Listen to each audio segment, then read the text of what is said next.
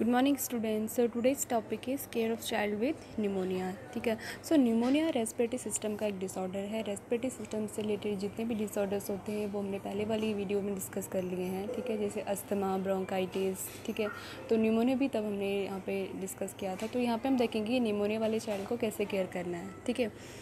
सो pneumonia क्या है आपको पता है, हमारे लंग्स में ये नॉर्मल है। ठीक है, नॉर्मली जो ब्रोंकियल मैंने आपको एनाटॉमी बताई थी लंग्स की। ठीक है, जो आपको एक नली जैसा दिख रहा है, यहाँ पे हमारे ब्रोंकस होता है।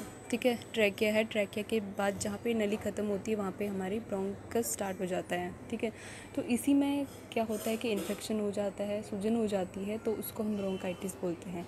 तो जो ट्रैकिया जो आपको दिख रहा है, ये नलीखार जो जहाँ पे एंड होता है वहाँ से हमारे ब्रोंकियल ट्री स्टार्ट हो जाती है, जो आपको दिख रही है ब्रांचेस जैसे ट्री की। तो उसके बाद जहाँ पे ये ट्रीज एंड होती है वहाँ पे ये एयर सक होता है। ठीक है, एल्वेलाई बोलते हैं जिसको, जो गुच्छाकार आपको दिख रहा है। तो इसी में क्या होता है कि निमोनिया में इन्हीं में स्वेलिंग हो जाती है, फ्लूइड भर जाता है। एक नॉर्मली हमारी लंग्स की जो लेयर होती है, परत होती है, उसके बीच में फ्लूइड होता है जो कि आपस में रगड़न से बचाता है लंग्स की लेयर को। ठीक है, तो जनरली क्या होता है कि इस लेयर में इन्फेक्शन हो जाता है। ठीक है, या फिर इस सूजन आ जाती है इन सेक्स में, जो कि मेनली गैसेस को एक्सचेंज में हेल्प करती हैं। तो इसी को निमोनिया बोलते हैं। तो निमोनिया को अगर डेफिनेशन देखो तो एक इन्फेक्शन होता है। तो जनरली क्या होता है कि ये चिल्ड्रंस में जो यंगर देन 5 ईयर ओल्ड से कम होते हैं उनमें कॉमन होता है। ठीक है, तो निमोनिया के कॉजेज़ होते हैं मेनली वायरल कॉजेज़ होते हैं। निमोनिया के बहुत सारे ऐसे वायरस है जो उसके लिए होते हैं। रेस्पिरेटरी सिंसिटियल वायरस होता है, न्यूमोकोकल वायरस होता है। ठीक है, इन्फ्लुएंजा वायरस होता है। ये बहुत सारे वायरस होते हैं जो इन्फेक्शन को कॉज करते हैं लंग की इस एयर सेक में। ठीक है, अब इसके बाद दूसरा है इसके कॉजेज़ क्या हैं। कॉजेज़ मैंने आपको बता दिए, बैक्टीरिया और वायरस कॉजेज़ होते हैं। तो उसमें से जो बैक्टीरिया और वायरस के जो कॉजेज़ होते हैं, ये mainly person to person direct contact से या ये इन्फेक्टेड पर्सन के कांटेक्ट में आने से फैलते हैं। ठीक है, तो ये फैल सकते हैं दूसरे पर्सन को। देन इसके बाद है इसके सिम्टम। ठीक है, अब इस जो मैंने आपको बताया इसमें इन्फेक्शन होने की वजह से अब क्या होता है कि पेशेंट को बच्चे को फीवर आता है, कफ होता है जिसमें बहुत ज़्यादा म्यूकस बनता है, पेन होता है चेस्ट में। ठीक है, वॉमिटिंग, डायरिया और लॉस ऑफ एपेटाइट हो जाता है, भूख नहीं लगती है, फैटिक होती है चाइल्ड को, फीवर इसका कॉमन सिम्टम है। ठीक है, देन इसके बाद इसके साथ साथ में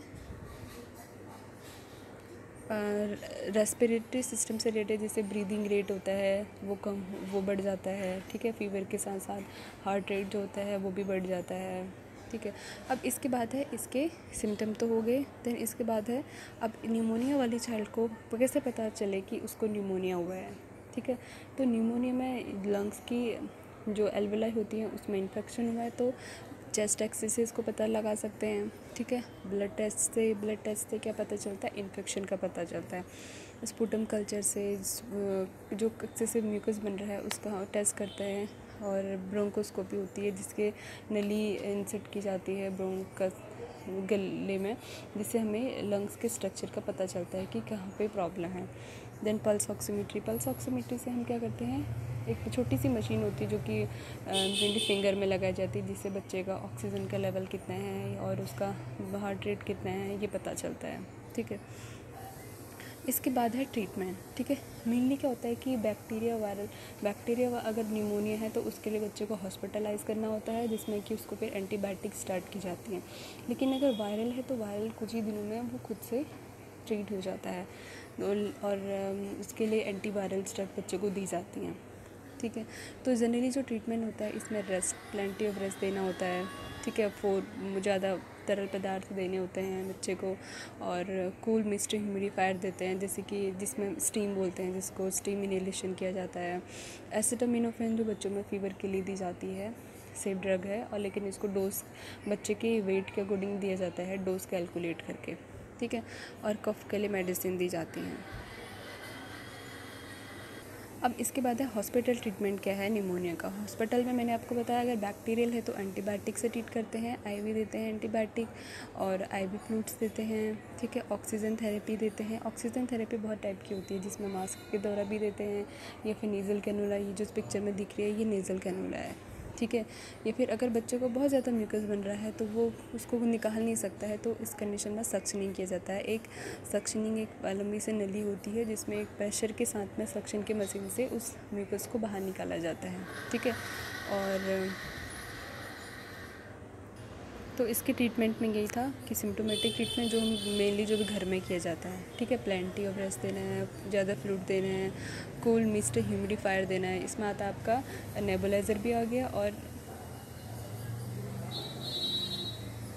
स्टीम इनहेलेशन भी आ जाता है, ठीक है। और फीवर के लिए एसिटामिनोफेन, वो भी एसिटामिनोफेन भी डॉक्टर के प्रिस्क्रिप्शन से देना है और उसमें अदरवाइज़ उसके बहुत सारे साइड इफ़ेक्ट्स हैं, ठीक है। और हॉस्पिटल ट्रीटमेंट मैंने आपको बता दिया, एंटीबायोटिक्स होती हैं, आईवी फ्लूइड्स देते हैं, ऑक्सीजन थेरेपी होती है और सक्शनिंग होती है, ठीक है। अब इसके बाद है निमोनिया को कैसे प्रिवेंट करते हैं, ठीक है। अगर आपने इम्यूनिटी शेड्यूल में देखा होगा तो उसमें एक न्यूमोकोकल वैक्सीन होती है, ठीक है, जो अगर बच्चों को पहले दी जाएगी तो उससे बाद में न्यूमोकोकल न्यूमोनिया नहीं होता है, ठीक है। तो मेनली जो ये वैक्सीन होती है ये जब बच्चा 2 साल का होता है उसमें देनी होती है, ठीक है। तो ये फर्दर न्यूमोनिया से बच्चे को प्रिवेंट करती है। जनरल मैनेजमेंट था निमोनिया का, इसमें हमने देखा निमोनिया क्या है, ठीक है, और उसके कॉजेज़ क्या हैं, किस वजह से होता है, उसके सिम्टम क्या हैं, ठीक है, और उसको कैसे डायग्नोस करते हैं, मीन्स कैसे पता चलता है, ठीक है। उसके बाद इसका ट्रीटमेंट और हॉस्पिटल ट्रीटमेंट क्या है, देन उसके बाद प्रिवेंशन है, कैसे हम निमोनिया से प्रिवेंट कर सकते हैं बच्चे को,